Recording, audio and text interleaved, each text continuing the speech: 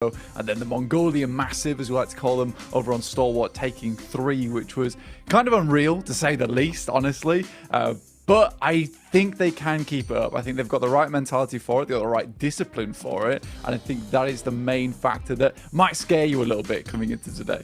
Oh, massively so. I think for Stalwart, obviously, we'll see how the games go, but everything looked very drilled. You could see the way they respected their coach, the way it was quite methodical. Brought back down to understanding they needed to be calm about it. They're playing for the tournament. They're not playing for the day, which is talent from a lot of our teams across the board. And staking a claim for chicken dinners, well, that was Alpha 7's territory multiple times. They just fell short in the dying moments, right? When you're looking at those 2v2s, those 2v1s, where again, a few of those were actually versus Stalwart as well. So interesting story there to see how that will go.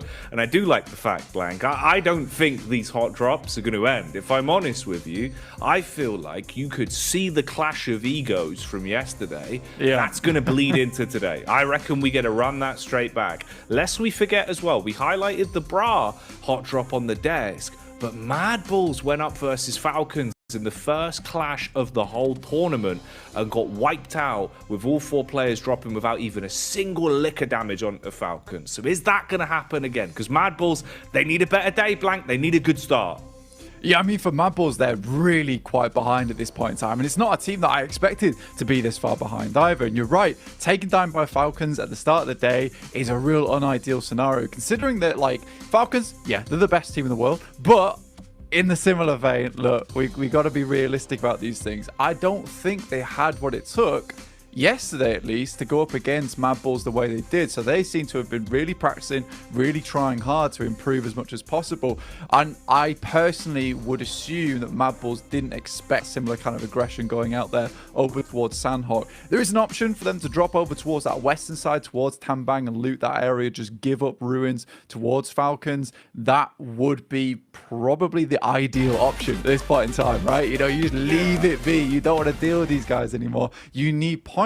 For Bra Esports, I mean, there was quite a few memes going around yesterday in the PUBG mobile sphere, where we saw a lot of them talking about how Bra Esports were running towards the start line and not the finish line with the way they were playing out their angles.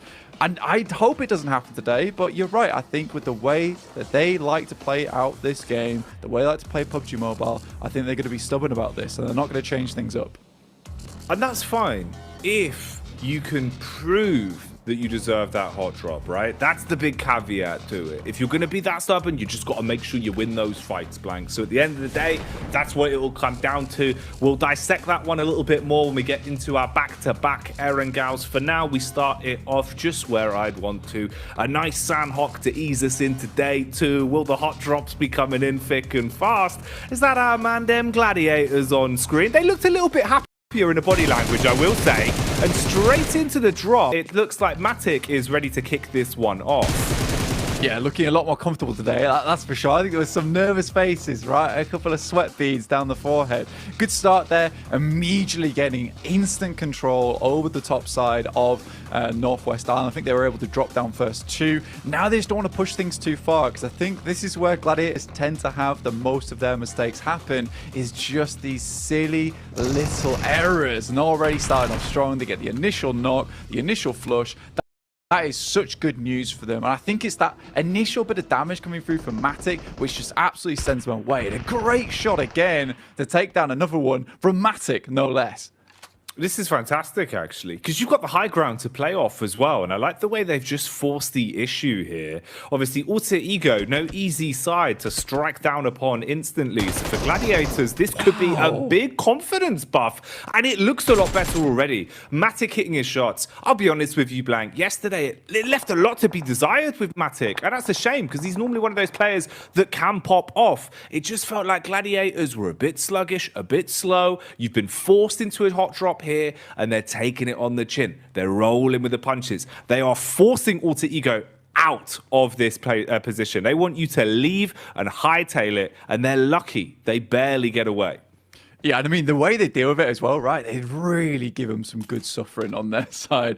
Both down to very minimal HP. I think for Gladiators, that was a very important fight at the start of the day, especially because we've got 2 more days ahead of us here on Sandhawk. I don't think Gladiators want to be giving up this position every single time. So the fact they're able to be very confident with it coming into day 2 means that Alter Ego, I don't know how likely it is for them to come back up here anytime soon, because if they have to make that same exit, and it is slower, you can see this angle here, Reject actually took a couple hitters during that fight from their position. Knows there's an opportunity to get in on that engagement. Tixie still not giving up the ghost there. With the iron sights, it might be a bit more difficult, but we know Tixie can hit those shots. Tixie on a good day, hitting shots like that, got the confidence to be running around, just iron sighted up, ready for scraps. Yeah, looks even in the body language, man, with the shots we saw on a camera, they looked a little bit happier about the overall day they have ahead of them, which is a good mindset to have. Obviously, you know, sometimes it can be very hard to keep your mental level coming straight back into things here, quite far down the overall ranking. So we'll keep our eyes peeled for that one. We'll see how it goes. Meanwhile, we've got Quest on screens. Yesterday, Quest did a good job of accumulating points, but they were always fighting from the back foot. Ooh, easy with a quick follow-up on that one, though, as he gets challenged by Chow and does chow down on him a little bit more literally there, biting with both barrels. Parajin on the trade as well, close towards the rock, as he'll rock Quest's world and leave them knocked in a bit of an unfortunate position. 2 of the players now completely isolated and not much room for the other 2 to help them or really bail them out for this. You kind of have to give the wide berth the whole way round to go for the res onto easy. By this time, they're going to have reset from the fight, and you're going to have a very angry DX ahead of you.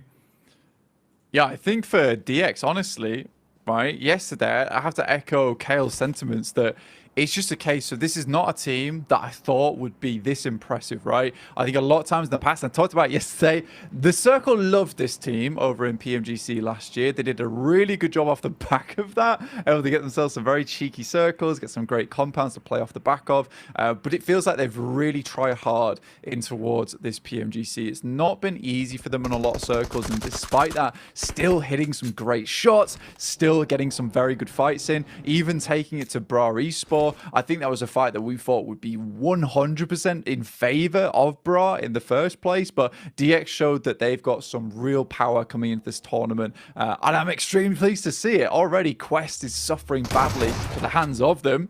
And this is Pasija Evos coming in over towards Malise Esports. They made this same rotate yesterday, so you'd have hoped that Malise would be ready for it. Already they're able to take off 1 player from them, but it's 1 apiece right now. Bit of a trade game being played from either side. Just taking pot shots where they can. Evos overall as well. I really love the confidence they have in their full squad. I think that was one of the more interesting things, is how they're able to rotate this roster out from substitute to substitute and gel so easily with it. You know, it's not always the same squad. It's not always Luxy and Zuxy that are in the driving seat to really pop off and be that duo. It feels like you can pass the baton a little bit. And I do wonder if there's preferences there based on substitutes as well, of what battleground they're playing on or how late in the day it is, because it did work for them and it was pretty interesting. Sometimes, you know, that can be a bit of a communication breakdown. You're not as quick to get the comms across when you're rotating players like that if you play with a core 4 for so long, but it works well and it's interesting. Here we go though. Okay, 2 names on screen here that I've been waiting to see. Reject Tokyo.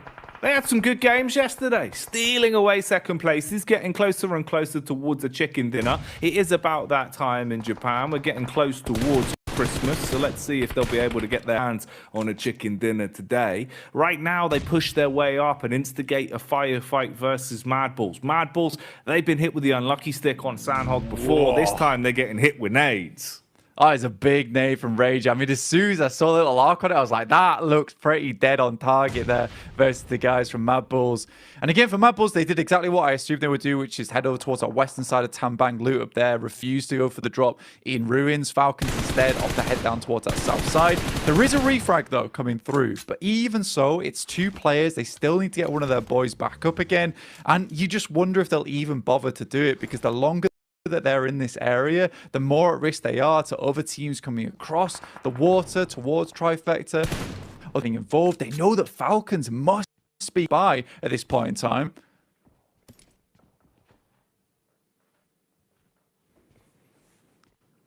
How's he going to go for Falcons as well? Are they going to be able to swoop in, cause a bit of carnage? This is a nice little establishing shot, actually, seeing the lay of the land between how far back Alter Ego were pushed from Gladiators in the initial clash.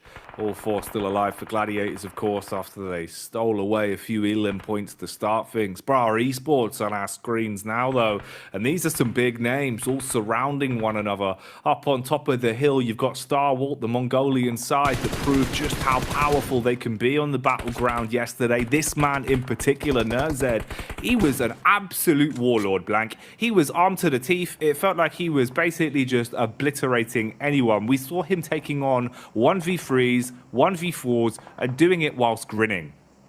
He was very calm about it. Yeah, it was so easy for him, and it looked like just another day in the park for Stalwart a lot of times, and that's what was scary. Tops also 2k damage at the end of the day. You barely see that one time in the entirety of a league stage over in PMPL. He did it here on the first day of PMGC league stage in what is the group of death. So for Tops, that was some unreal gameplay. I love to see the way that he uses that prone position to really lock on with that M4, and I think the fact that he is so accurate with that thing and hitting headshots, that is what I was most surprised about the stats yesterday. The amount of headshots this guy hits is sort of insane, and it's the reason why he's able to put people down so quickly, is he just takes off the dome, dude. So for Stalwart, they're a very scary team overall. It's not just Nerzed, it's every single player on that squad. Nerzed's just kind of that wild dog in front that allows the rest of the team to gain so much control off the back of it. Oh, he got that dog in him. He does. He loves it, dude. You see the aggression, right? Whenever a fight kicks off, it's the way that he just kind of beelines it to the front line. He's like this barricade that just sort of goes up, holds it down whilst causing commotion. But you're right, in a sense of teamwork, that is the big factor. That's the thing that sets them apart, is the way that they play off of one another. Right now, though, we'll see how they can react to this, as Nerzed is struck down and finished off. Zerish from Mad Balls jabs his way in to annihilate the key man and leave Stalwart down to just 3 off the back of the close clash we're seeing here. So many squads in close proximity to one another, just attempting to find the first knock, attempting to find the first mistake from one of the other squads. Loops there, lucky to be alive, and that's a big name for him as well. Ayala yesterday, it felt like he was really popping off, Blank, in close range combat especially. He was very confident with his flicks.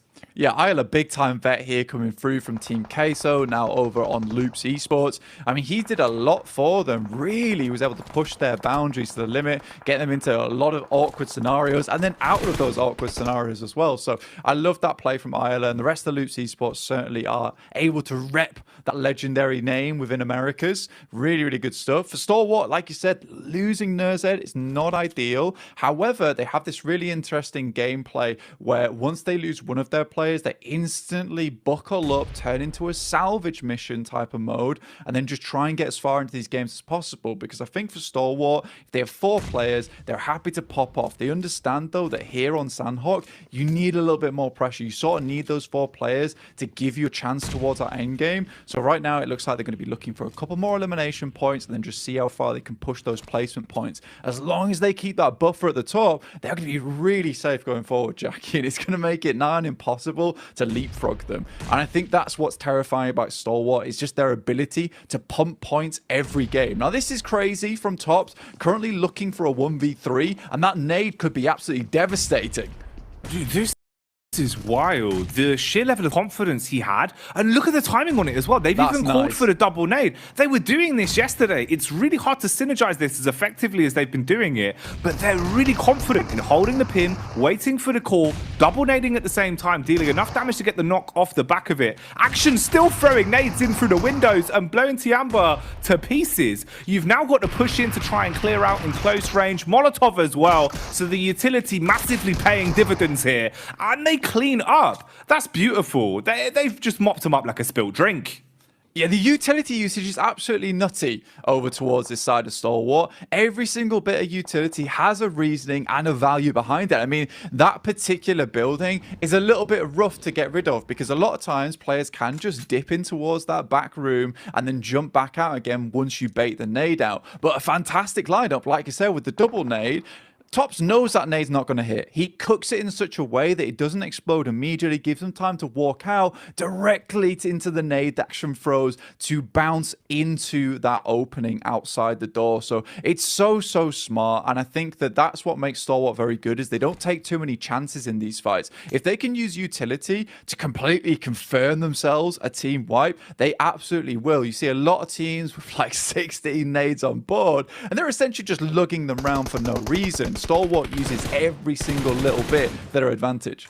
And I think that's the key fact you kind of hit the nail on the head with there as well, because I believe that was 5 nades in total and 1 Molotov for a full squad wipe. The fact you've used that so efficiently with the timing and the comms, especially with the spacing they had between one another, and being able to play so confidently, it's really impressive. It was happening all day yesterday. It's happening all day again today, it seems, if they can maintain this. And that'll be a big boon for you. It can make the difference, especially when fighting with 3 players rather than 4. Talking of fighting, though, it's still going on. Everyone is duking it out at this point. Melissa seems to be struggling as they're getting battled upon. Luke's as well getting thrown into the fray, but Tops is dropped as he'll be connected from the sideline. It never ends right now, Blank. The elimination feed is going 60 miles an hour. Yeah, and it's only going to get quicker as well, because this is one hell of a cruel circle, right? This has accelerated the gameplay massively into this match. You shift this bad boy over towards the western side, out towards that bridge, out towards Trifecta. You're forcing teams across really tough terrain. For Mad Bulls, in the near future, they're going to have an extremely good time when it comes to those eliminations, because a lot of teams have to cross over Hainan Bridge, and they've got themselves set up nicely to catch a lot of those rotates and hopefully clear out a little bit of space. In the meantime, it's A7 trying to push through what is quite difficult terrain right now. On the other side of things is Gladiators. 3 eliminations in a great spot, a great compound holding out on the western edge. This might be the first time in a while we see Gladiators have a good game. I wouldn't classify that last Miramar from yesterday as a great game. I don't think they did too much. What they did do right was a quick rotate, which again they're displaying here. It's just those silly mistakes that need to be shored up. The good thing about it today, though, is at least they've had time to loot. They've had time to get suited and booted. You can see there's ammunition, there's utility, and there's also one important factor, which is confidence. Meku's been going for peak. Tixie's is going for peaks. You need to have that killer instinct back, and it seems like Gladiators are starting to find it again. Yesterday, they were playing with a lot of respect, playing very timid, playing not to lose, Blank. Today, it feels like they're starting to get back into that mindset of we have to play to win, and that can be a very big difference maker for you. Right now, though, we'll switch on over to a clash that means so much. This was going on all day yesterday. Bra Esports versus DX was a non-stop roadshow of aggression. Here, it's the nade that blows the wheels clean off for Bra. 2 of them down in an instant, and they're pushing on out to try and clean up on this one. DX, oh, I didn't expect them to handle it so quickly, but they certainly have. And I mean, it goes on. That vendetta coming through from DX and Bra just never stops. And I think that team is a great dichotomy, right, between SEA and the Western region in general. It's just SEA just seems to have much better utility usage overall. They seem very clean with it. A lot of times if a fight doesn't need you to take it raw with DBSs, they don't care for it. They'll just send nades your way. I think the Western region has some incredible fraggers on side, some incredible mechanical skill, but what they seem to be lacking is just that utility usage, that smart gameplay to open up into a fight and then just clean out from there. Unleashing a hailstorm of bullets here. Just barraging in. Unfortunate for Misery, it seems, as he'll be suffering up to his namesake, going through some misery. Oh, overall, Evos as well, really starting to buckle now under the pressure. The Falcons, meanwhile, have been clashed The horns between them and Loops have been hitting each other quite consistently. A7 as well seem to be suffering from success somewhat here. A7 have been doing a good job into our previous games over day one of just finding an ability to backdoor. Finding an ability to really third party on fights when players are low. Whereas this time around, they're going up against the Gladiator squad that has that bloodlust back. And it seems like they've just completely crushed them there, being able to handle it relatively easy. And this is a lot better. This is an elimination game right now for Gladiators Blank. Something has changed. They needed that bloodlust back as well, because yesterday just looked like livestock right at the end of the day. Yes, they were rotating into the circle, but they were just waiting to be picked up a lot of times. Here, they're actually going for knocks. They're going for those eliminations. Matic looks way more on the money today too. Look at that. Even more damage just pouring out, and a double knock coming through with the assist from Frozen. This is wonderful stuff for this team. Yeah, this is huge. It's also insult to injury as they've been able to find mad balls and really quite cut their way through them, leaving them in a bit of an awful position here as Frozen, basically down in a ditch, needs to try and hold back the oncoming assailants that are the Gladiators. The chainmail is firmly suited onto them today, and it seems like the swords are sharpened. You've got a close grouping of teams off towards the wayside as well. This is really the only one clash that they've got to get through cleanly. If they can find their way past Frozen and do it without sustaining too much damage or being forced to use too many meds on a repair, they're going to be content with this one. You'll have a nice clean path, good edge to work with in terms of the zone as well. Frozen, he's got nades to play with. Dashes back one, single Molotov in the pocket, and then it's just down to the rifle to defend himself. Meanwhile, Meku, scouting out towards the coastline, has found his way onto Zuxi, who's just been swimming along, trying to stay alive as the last man for Evos Blank, but he is barely alive at this point. Yeah, just trying to stay out the sightlines from IA as well as Gladiators is not an easy experience for them. I like the Gladiators are playing it's a little bit slower, right? Trying to play it safe over towards Frozen and Teague. They know how quickly a Sandhawk can turn around if you lose one player, if you take things a little bit too risky. And I think right now with them holding a lot of this western side, they had a cracking start over towards this fight too, with them taking 2 players off Falcons, 1 player off Mad Bulls. They effectively cleaned out the entirety of this southwest edge that they can now to play around with. Great little bobbler there coming through from Matic, who again has been on an absolute tear today recently. A Matic coming alive is the difference for this, man. It really is. You could see it at the beginning, Blank, right? Instantly, when he's dropped and swung, looking for a fight versus just tucking in, it means the world of difference. And Gladiators, they're just not calming down. They are shoveling coal into the engine at this point. 11 eliminations as of right now, topping everyone else by half, it seems, with their overall collective tally. But how far can they push this one? Rejects ahead of them, loops off to the wayside. Zuxi hiding in plain sight with a DBS. They're going to push him. Oh, they gave him the 1v1s as well, Blank. If the timing was slightly more off on that, he could have taken down both of them and left them in a risky position. Instead, it will be the reset off the back of the res. I get very fortunate here. The fact that there's not a lot of teams watching over towards the north side, because pretty much everyone's dead in this circle other than these players over towards the east in Trifecta. It gives them that free rotate across the bridge with the circle leaving a little bit of it still in with that cover. It's so important for I8. Gladiators on the other hand, what a game from them so far. This has been absolutely huge. Like you said, Matic getting into the swing of things at the start of this game was so important to them. Meku takes down Chief. They got a good tag over towards Ayala, so they know he's in this position, and even more damage coming over towards I8. They know they need to switch round though. This is a 4v3. There's one player already down on Gladiators. Oh, Meku drops. Blade coming out like the human hatchet, wants to cut his way through them. The clash for Gladiators finally ends. They were entertaining us, but it's over. No survival now as we're down to the final 3 and Gladiators aren't in the runnings anymore. Loops with a solo dolo, a man that has been proving his gun skill is incredible, but you'd have to go above and beyond in a spot like this. I8 as well, playing good squad gameplay right now, playing off each other's contact very cleanly. For Reject Tokyo, they're getting rejected from this final zone as another one's been put back into the dirt. 2 solos now versus I8, and I8 not having the greatest of days yesterday. They need to step things up in terms of performance. They look a lot stronger here. Yes, they get a little bit fortunate on this circle, but they bide their time. They wait to move in. Ayala, though, crawling through the smoke here. No nades on either loops or reject, and all the nades to play with for IA. Really, they just need to start clearing out spaces that might seem a danger, but you don't want to get too close. Blade already takes one hit. He's down, looking for the flush too, and Isla is in relative safety. He's got smoke to work with on this. Pin pulled on the nade though, that's going to be coming in. If the arc is nice on it, it could connect, but it goes too far. A 3-pointer when he just needed to get it straight in the hoop. Ayala, that one's going to take him down though. Loops out of commission. Lufa with a peek, good timing, hits one, forces it out into a 1v1, a winnable situation for Reject. They've had so many second places. Can they finally get themselves a chicken dinner on the board? Push up closes, the shotgun's pulled out, two clean pumps, but it will stop him. Reject Tokyo crumble at the end as I8 claim it.